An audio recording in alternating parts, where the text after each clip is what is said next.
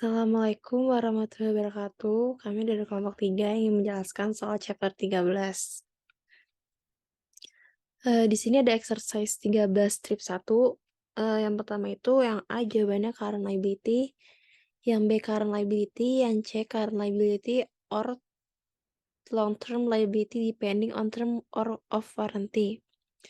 Yang D current liability, yang E current liability, yang F current liability, yang G current or non-current liability depending upon the time involved, yang H current liability, yang I current liability, yang J current liability, yang K current liability all long-term liabilities as a deduction from face value of note, yang L footnote disclosure is not probable and or not reasonable estimable, yang M current liability, yang N current liability, yang O footnote disclosure, yang P separate presentation in either current of long-term liability section.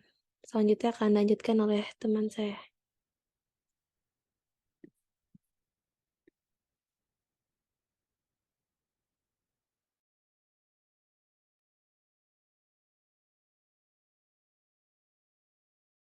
Selanjutnya di sini ada exercise 13 RIB 5. Ada akun sales revenue sebesar 21.900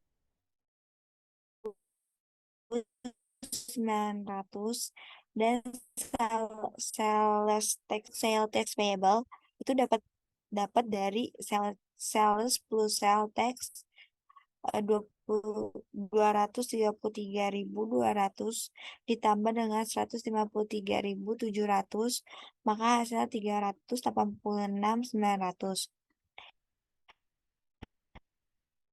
Sales eksklusif of tax itu 365.900.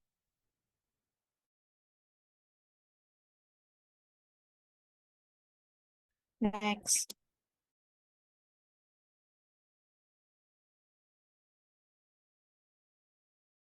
Ditambah 9.180 ditambah 320 ditambah 1.000 sama dengan 130.500.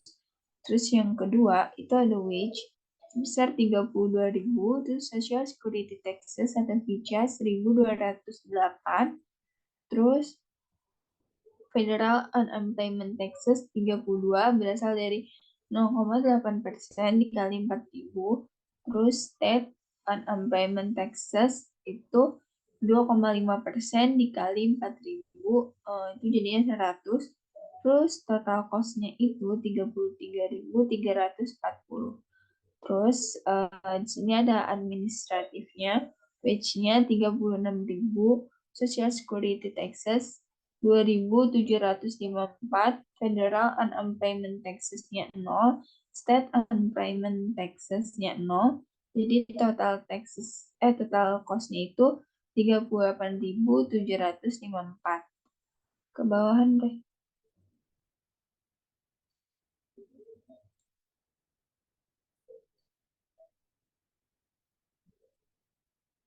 Terus yang selanjutnya itu schedule. Sini ada wage, VICA, federal, UT, state UT, terus total wage-nya itu 188.000, terus di factory-nya 120.000, sales-nya 32.000, administratifnya 36.000. Terus di VICA, factory-nya 9.180, sales-nya 1.208, administratifnya 2.754, jadi totalnya 13.142. Terus federalnya factory-nya 320, salesnya 32, administratifnya 0. Jadinya 352.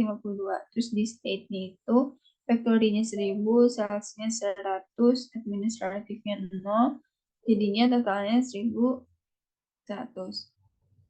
Total cost-nya itu jadinya 130.500 buat factory, sales-nya itu 33.340. Terus administratifnya 38.754. Jadi di totalnya itu 202.594. Terus akunnya itu yang B itu buat factory payroll, itu ada salaries and wage expense di debit sebesar 120.000, terus withholding tax payable 16.000, terus VICA tax payable 9.180, jadinya cash yang dikeluarin itu 94.820. Terus ada payroll tax expense di debit 10.500, di kreditnya ada 3, ada VICA, FUTA, dan SUTA.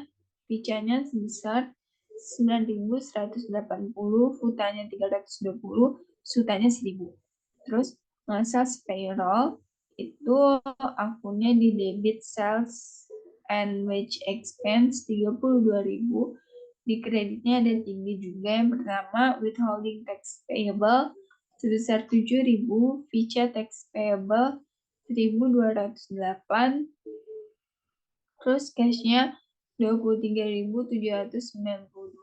Terus di debitnya ada payroll tax expense sebesar 1.340, terus di kreditnya ada 3, VICA sebesar 1.208, FUTA-nya 32, SUTA-nya 100. Terus ada administrative payroll, di debitnya salaries and wage expense sebesar 36.000, withholding tax payable 6.000, VICA tax payable 2.754, sama cash 27.246.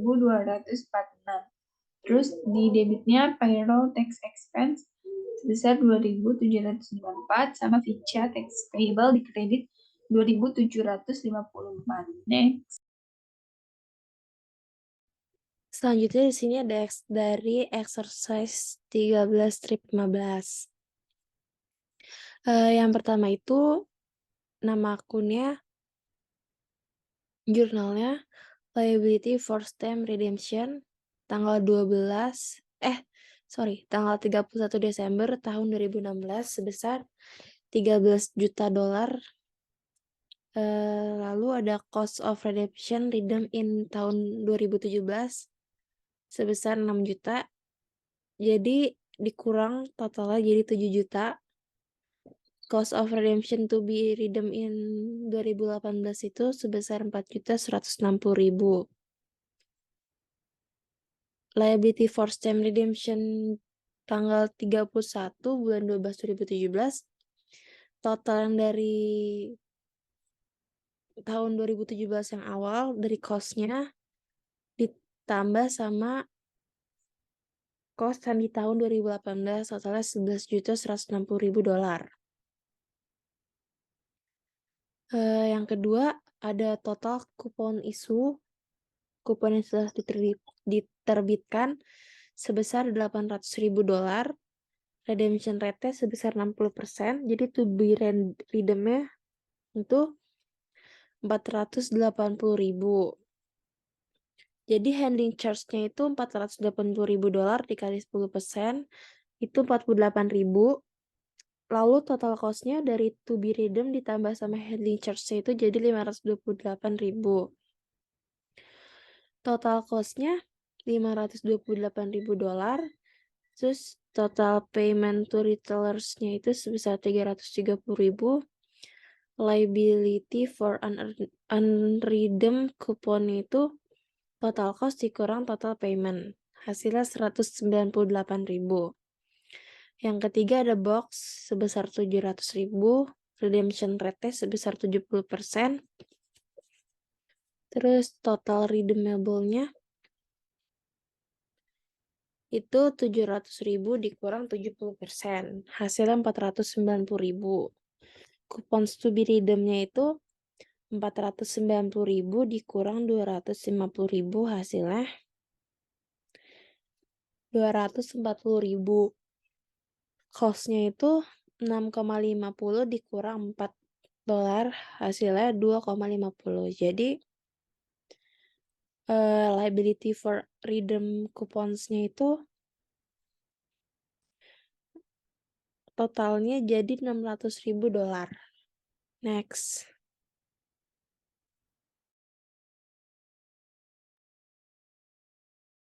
Selanjutnya ada dari problem 13 strip 3. Dimana kita disuruh nyari interest for payroll 1.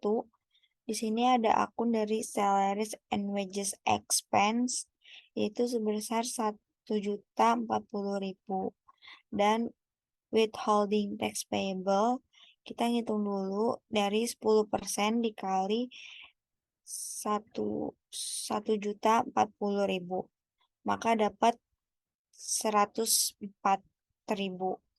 dan price tax payable itu dihitung dulu 7,65% dikali dengan 1.040.000 maka dapat 79.560 dan unit dash payable itu dihitung dari 2% dikali 1.040.000 maka dapat 20,80 maka cashnya itu dapat 835,64.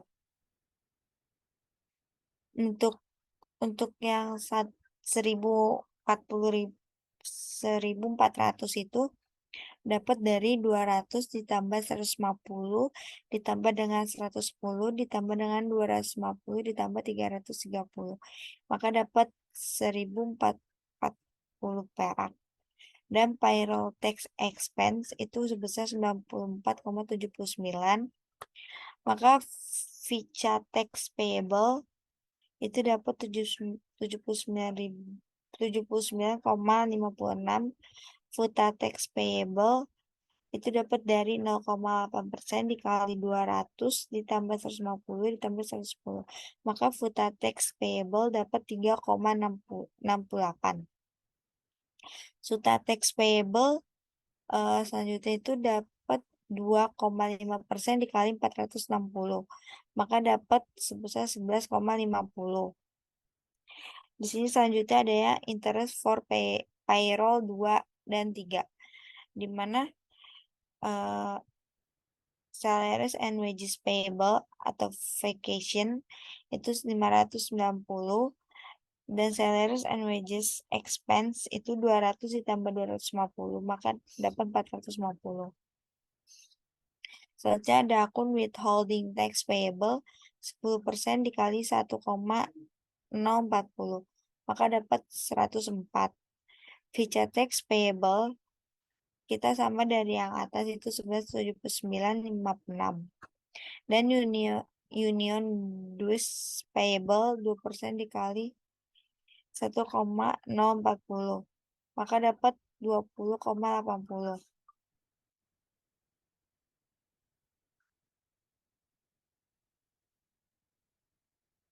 Selanjutnya ada cash sebesar 835.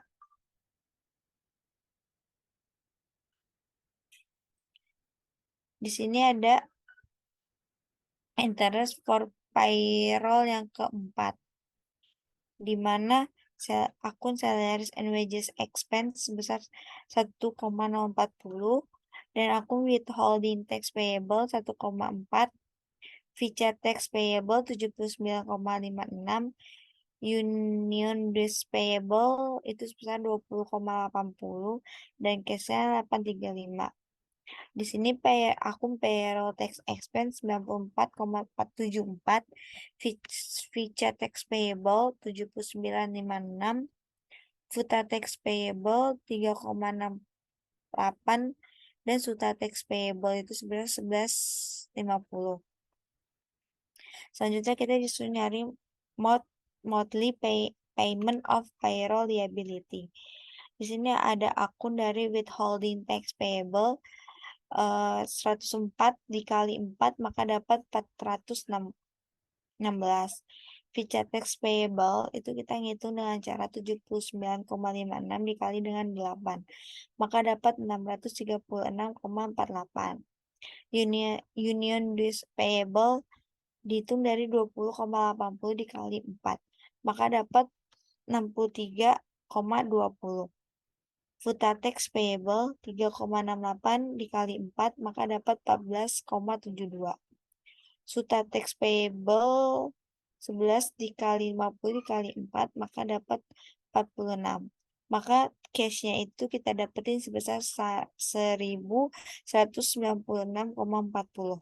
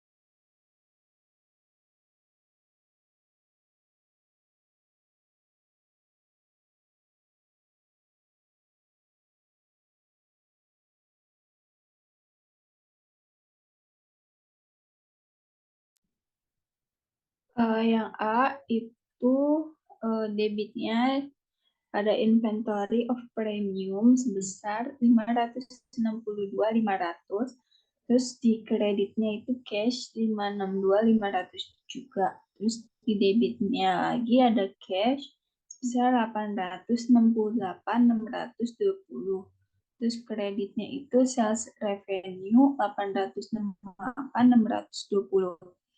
Terus ada cash di debit lagi, itu 600.000 dikurangi 240.000 dikali 0,50, sebesar 480.000. Terus premium expense itu 60.000, terus di kreditnya itu inventory of premium 540.000. Terus untuk menghitung premium expense-nya, itu sebesar 240.000 dikali 2,25, sebesar 540.000. Terus post take-nya itu 240.000 dikali 0,50 dolar, jadinya 120.000. Terus di total jadinya 660.000. Terus dikurangi sama cash yang diterima. Cash receipt-nya itu 240.000 dikali 2,50, jadinya 600.000.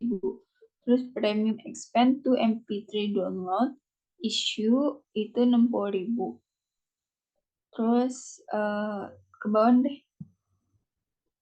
Desember 31 2017,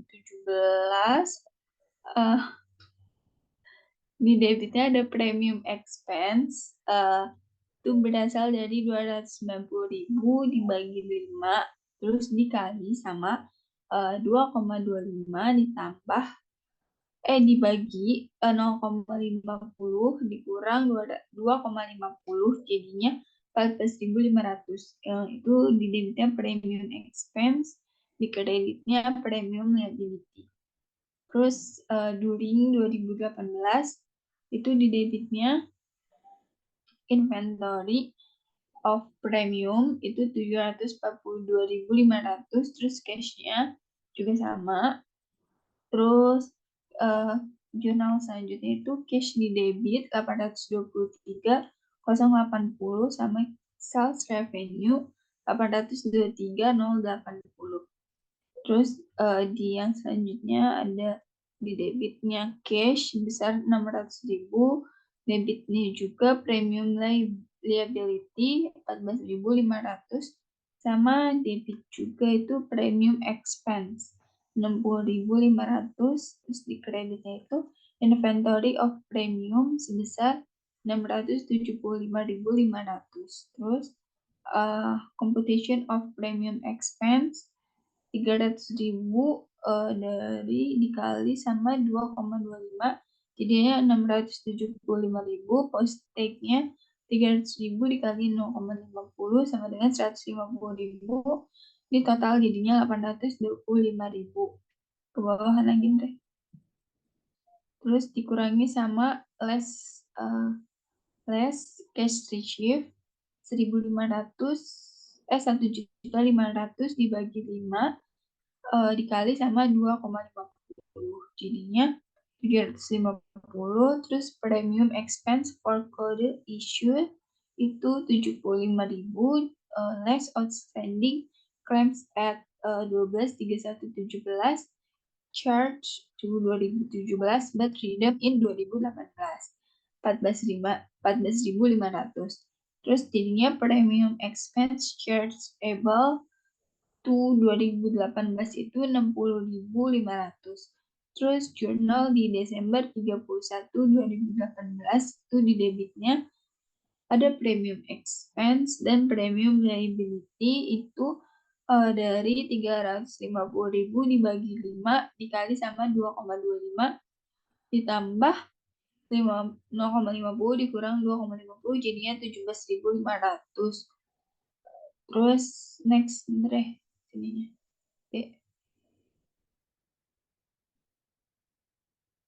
Terus sini B-nya itu maunya ada inventory of premium di 2017-nya itu 22.500, di 2018-nya itu 90.000. Terus itu termasuk itu current asset. Terus premium liability di 2017-nya 14.500, di 2018-nya 17.500, itu termasuk current liability. Terus premium expense-nya itu 74.500 di 2017, di 2018 itu 78.000. Itu termasuk ke akun selling expense. Next.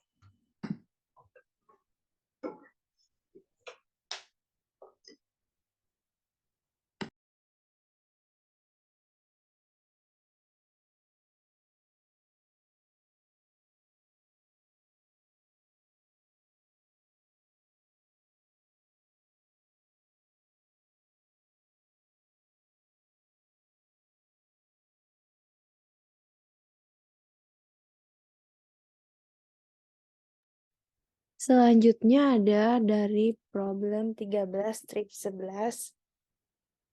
Yang A, nama jurnalnya Lawsuit Loss sebesar 250.000 di debit, Lawsuit Liability sebesar 250 di kredit.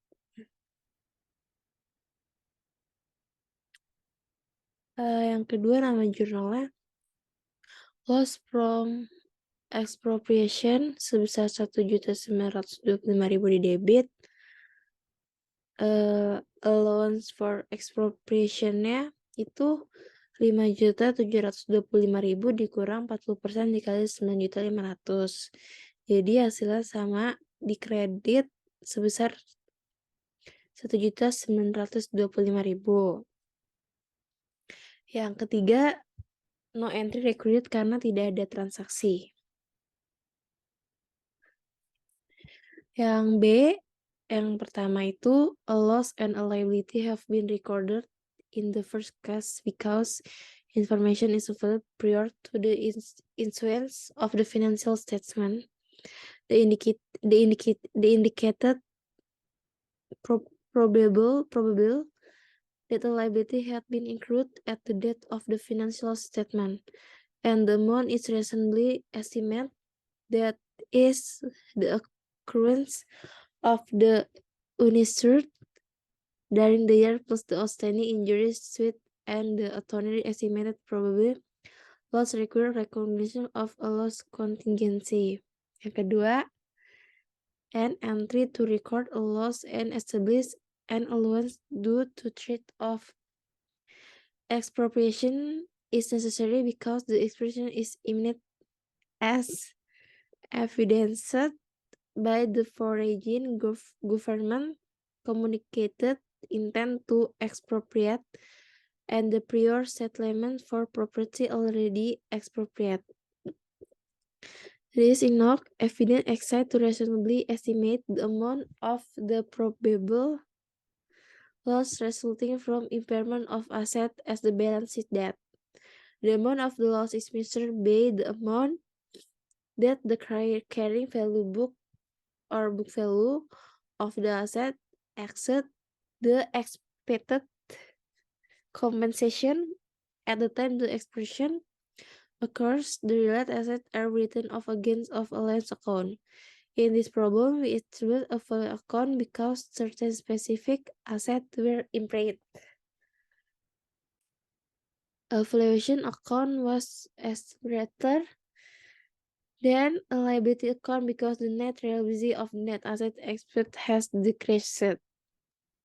A more appropriate presentation would therefore be provided for balance sheet purpose on the realizability of the asset. It does not seem appropriate at this point to write off the asset involved because it may be difficult to determine all the specific asset involved and because the assets still have not been expropriated. Yang ketiga, even the postcard chemical product division is answerable due to high risk and has sustained repeat loss in the past. As of the balance sheet that no assets have been impaired or liabilities incurred nor is an amount reasonably estimable. Therefore, the situation does not satisfy the criteria for recognition of a loss contingency. Also, unless a casualty has occurred or there is some other evidence to indicate impairment of an asset prior to issue of the financial statement. There is no disclosure record relative to a loss contingency. The absence of insurance does not of itself result in the impairment of assets of the incurrence of liabilities. Expected future injuries to others or damage to the property of others, even if the amount is reasonably estimable, does not trigger recording a loss or a liability. The cost for a loss in litigation or claim must have occurred on or prior to the balance sheet date, and the amount of the loss must be reasonably estimable in order for a loss contingency to be recorded. This clause is required when one or both of the criteria for a loss contingency are not satisfied, and there is a reasonable possibility that a liability may have been incurred or not impaired, or is probable that a claim will be asserted, and there is a reasonable possibility of an favorable outcome.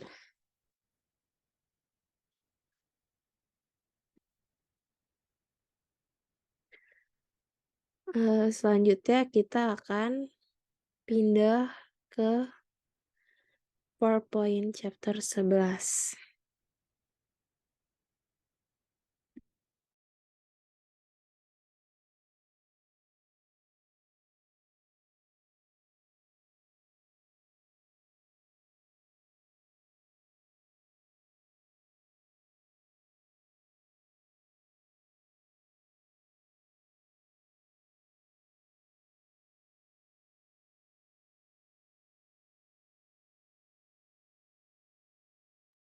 Kelihatan nggak, Div?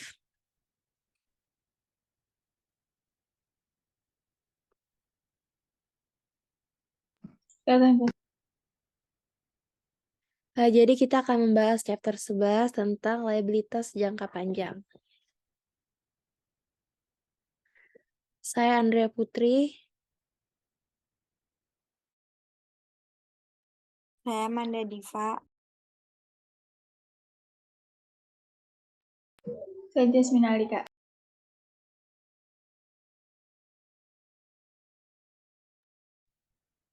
Di sini ada utang obligasi, liabilitas jangka panjang, adanya kemungkinan pengeluaran sumber daya sebagai akibat dari kewajiban saat ini yang tidak akan jatuh tempo dalam waktu 1 tahun atau 1 siklus operasi mana yang lebih panjang.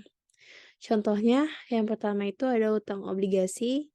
kedua utang wesel, ketiga utang mortgage, yang keempat kewajiban pensiun, dan yang terakhir kewajiban sewa.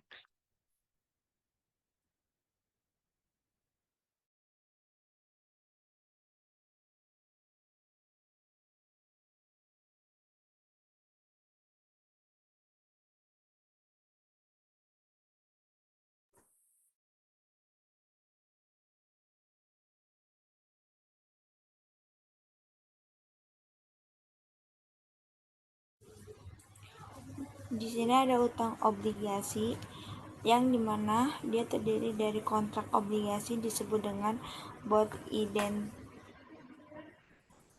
indentory yang merupakan janji tertulis untuk membayar. Ada dua, yaitu sejumlah uang pada tanggal jatuh tempo, dan yang kedua bunga periodik dengan tarif tertentu dari nilai jatuh tempo atau nilai nominal.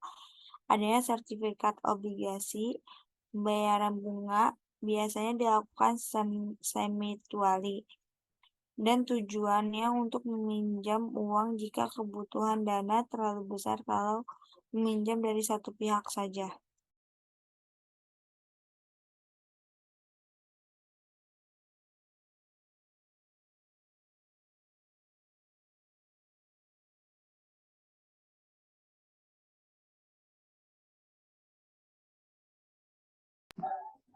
Jenis-jenis obligasi jenis umum yang ditemui dalam praktek itu ada obligasi dijamin dan tanpa jaminan atau surat utang.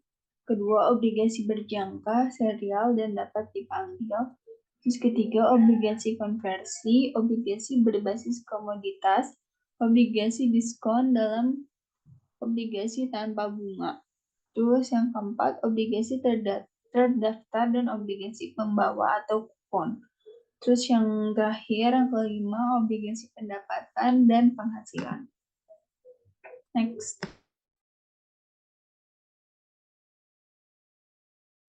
Di sini ada contoh dari peringkat obligasi. Jadi di sini ada company-nya namanya Royal Bank of Scotland. Itu dia obligasi listing. Selanjutnya ada coupon, itu interest rate paid as a percent of per value. Jadi dia kuponnya itu berapa, dan sebelahnya ada moneter itu tanggal transaksinya, price-nya itu sebagai persen. Yield-nya itu dia didasari oleh harga tersebut. Terus ratingnya itu dari creditworthiness.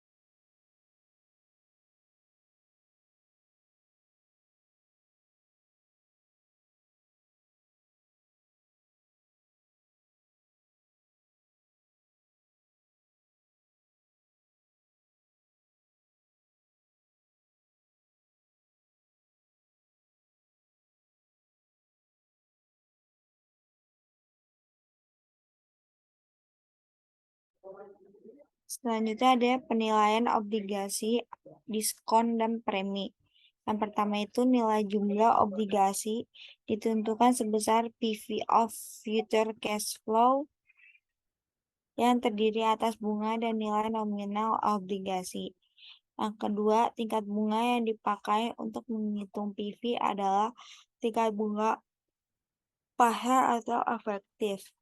Yang ketiga, adanya tingkat bunga yang tercantum dalam kontrak dan muncul dalam sertifikat obligasi tertentu tersebut tarif bunga nominal atau stated kupon atau nominal rate. Yang keempat, adanya tarif tersebut merupakan persenan dari nilai nominal atau face value atau par value atau principal amount atau mortuary value. Yang kelima, bila tingkat bunga pasar berbeda dengan tingkat bunga yang ditetapkan, maka PV tersebut akan beda dengan nilai nominal obligasi. Selisihnya disebut diskon bila nilai tunai obligasi di bawah nilai nominal. Out here with permi atau need more explanation. Yang keempat, jika obligasi dijual dengan diskon atau premi, bunga yang menjadi hak pemegang obligasi akan atau dibanding dengan bunga yang telah ditetapkan. Next.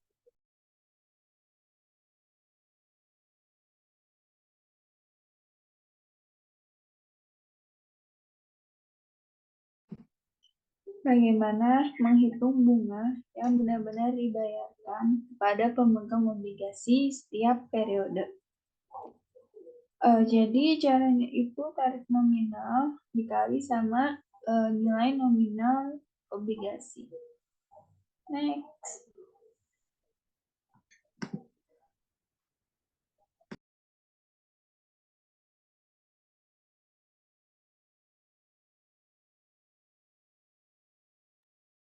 Jadi bagaimana sih kita menghitung bunga yang benar-benar dicatat sebagai biaya bunga oleh penerbit obligasi? Rumusnya itu tarif efektif dikali nilai buku obligasi. Next.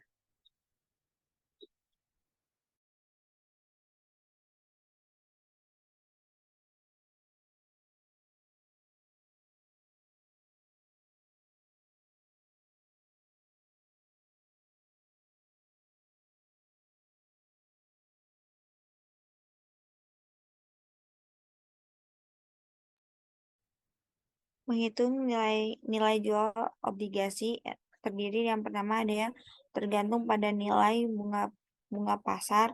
Yang kedua itu terhitung nilai jual. Dia juga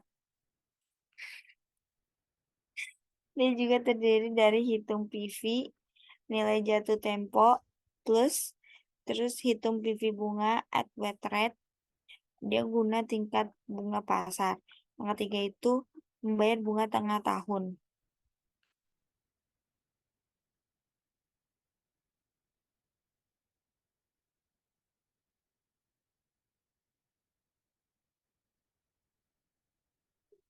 Next.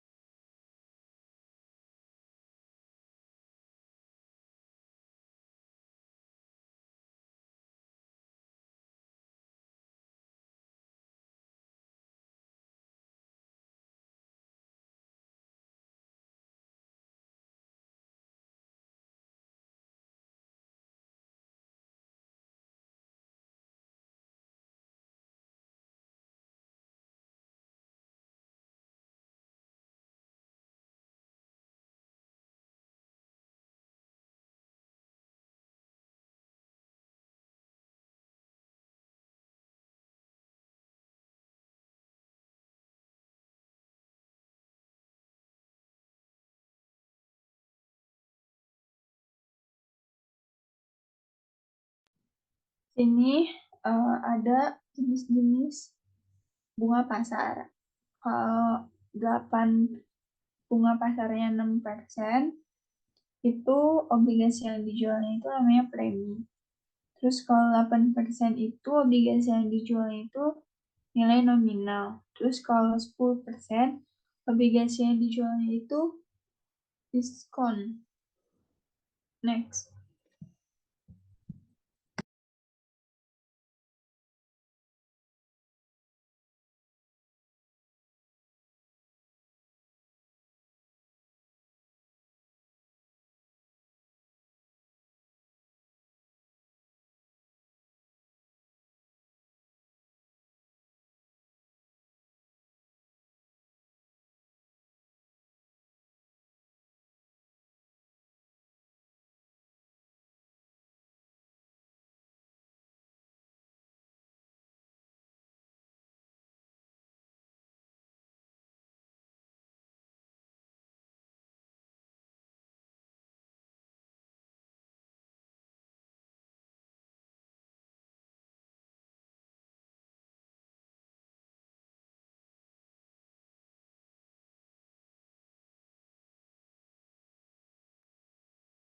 Selanjutnya ada obligasi dijual dengan diskon atau premi.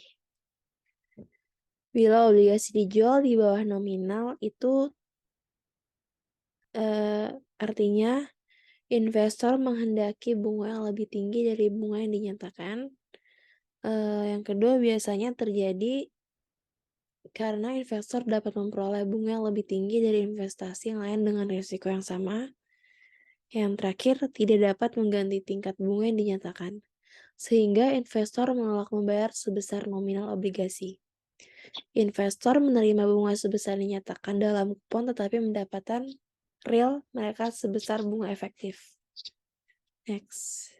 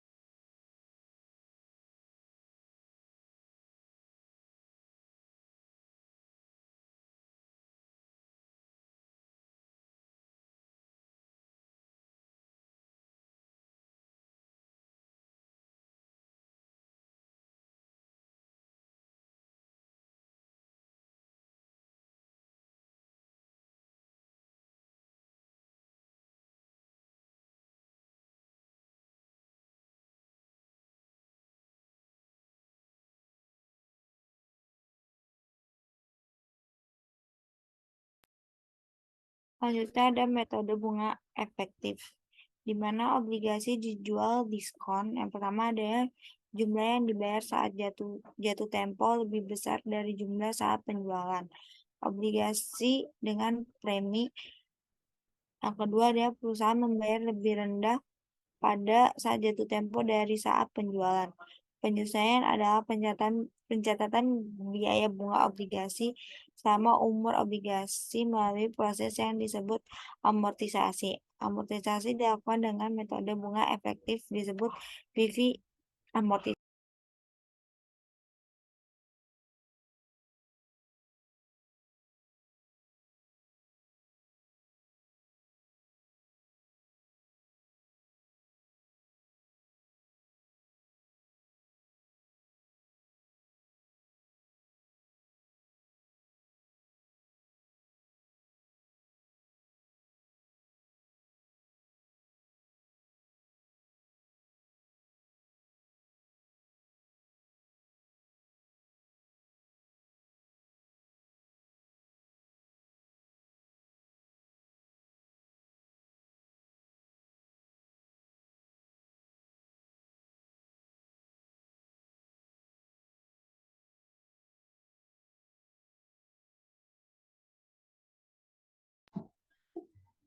Effective interest method.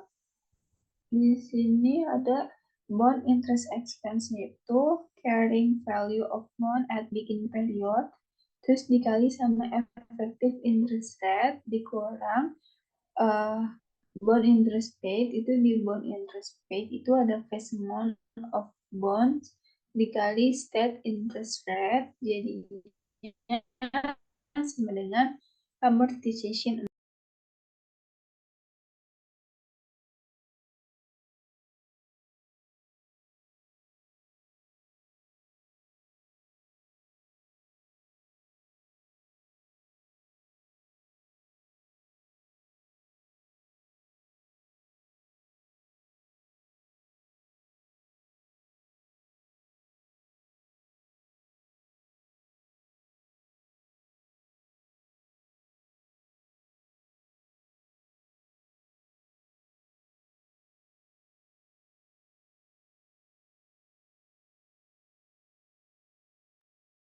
Obligasi dikeluarkan di antara tanggal bunga.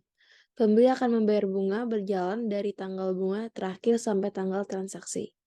Pada tanggal pembayaran bunga berikutnya, pembeli akan menerima pembayaran bunga penuh. X.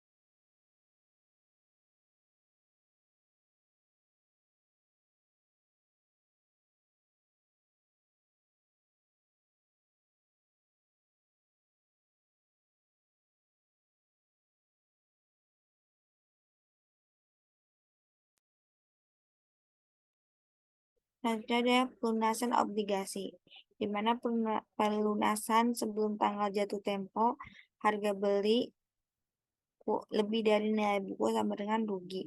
Harga beli kurang dari nilai buku sama dengan laba. Pada saat pelunasan premi atau diskon yang belum diamortisasi dan nilai pengeluaran obligasi harus diamortisasi sampai dengan tanggal transaksi agar dapat dihitung nilai buku obligasi.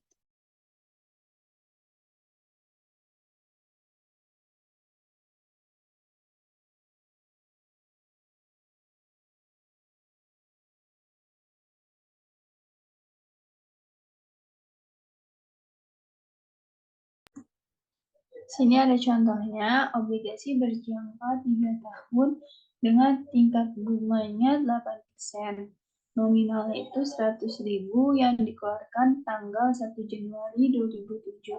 Ditarik pada kurs 105 pada tanggal 31 Desember 2008. Biaya penarikannya 2.000, bunga pasar pada 1 Januari 2007 adalah 8%. Jadi pada tanggal 1 bulan 1 2007 itu nilai bukunya 95.027. Terus pada 31 Desember 2007 kas yang dibayarkan itu 8.000. Karena 8% dikali sama 100.000. Terus 10% biaya bunga. Itu jadinya 9.503, terus diskon diamortisasikannya itu 1.503 dari 9.503 dikurangi 8.000. Jadinya nilai bukunya itu 96.530. Terus 31 Desember 2008 kas dibayarnya itu 8.000, 10% biaya bunganya itu 10% biaya bunganya 9.653. Jadinya diskon diamortisasinya 1.653. Terus nilai bukunya 98.183. Jadi saldo per 31 Desember 2008 utang obligasinya itu di nilai bukunya yang terakhir yaitu 98.183. Terus diskon utang obligasinya itu 4.973 dikurangi sama 1.503 dikurangi sama 1.653 jadinya 1.817. Next.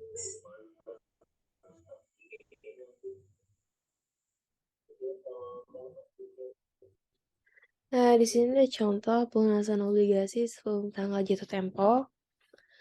Jurnalnya harga pelunasannya itu sebesar $105.000 ditambah $2.000. Totalnya $107.000. Nilai buku obligasinya itu 98.183. Jadi dia harga pelunasan dikurang nilai buku obligasi. Jadi rugi 8.817. Jurnal tanggal 31 Desember 2008, utang obligasinya sebesar 98.187, rugi pelunasannya 8.813. Jadi kasnya itu utang obligasi ditambah rugi pelunasan. Totalnya 107.000. Ada up.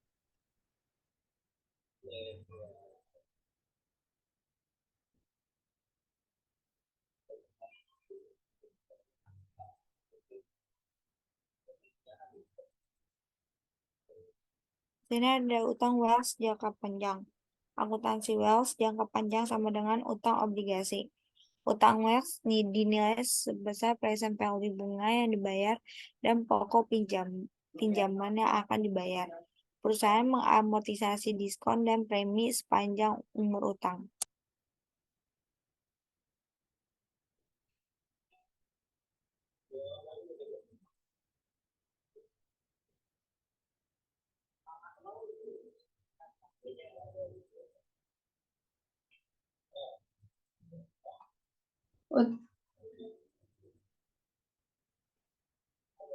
Utang wesel tidak sama dengan nominal. Wesel tanpa bunga perusahaan mencatat perbedaan antara nominal dengan present value atau kas yang diterima sebagai diskon dan diamortisasi sebagai biaya bunga selama umur utang.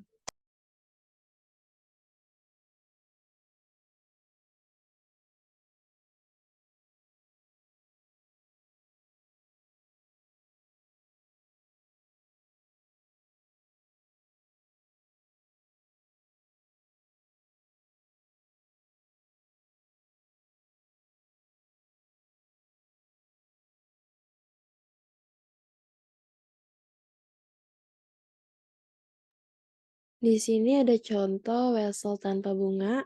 Tanggal 1 Januari tahun 2011, Samsung Corporation meminjam $75.000 wesel tanpa bunga. Jangka waktu 4 tahun dan menerima $47.663. Tingkat bunga implisitnya 12%. Jadi tanggal 1 bulan 1 tahun 2011-nya itu nilai bukunya sebesar 47.663. Nah, tanggal 31 bulan 12 2011 kas dibayar 0, biaya bunganya itu 5.720, 12%. Amortisasi diskonnya sebesar 5.720, nilai bukunya 53.383. Tanggal 31 bulan 12 tahun 2012 itu biaya bunganya 6.406, amortisasi diskonnya 6.406, nilai bukunya 59.788.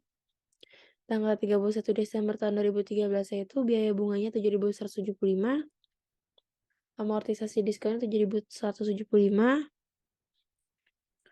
nilai bukunya itu 66.963.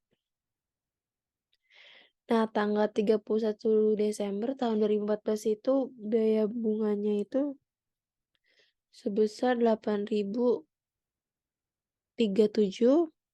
amortisasi diskonnya sebesar 8.037, nilai bukunya 75.000. Karena dia 4 tahun menerima sama bunga. Next.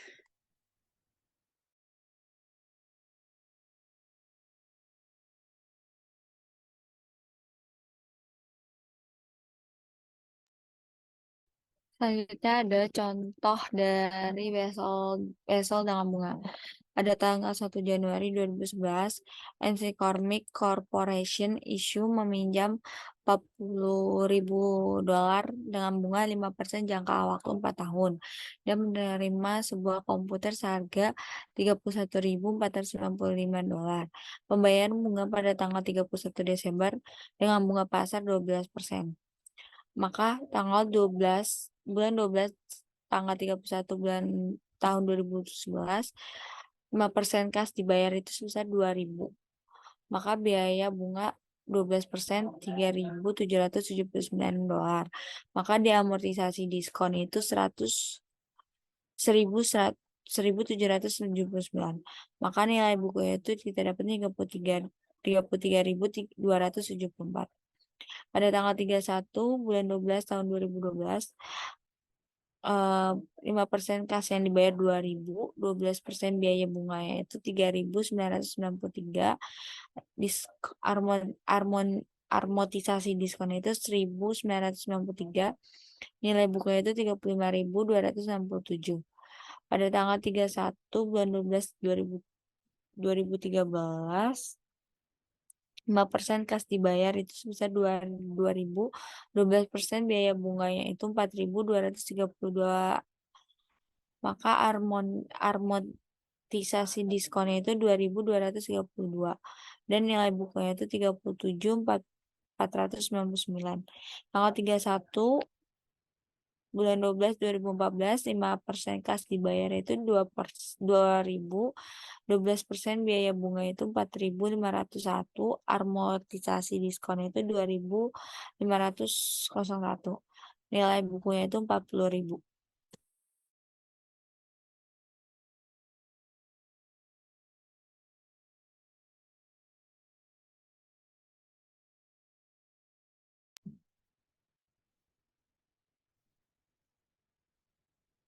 Sekian presentasi dari kelompok kami. Kurang lebihnya mohon maaf. Assalamualaikum warahmatullahi wabarakatuh. Wabarakatuh.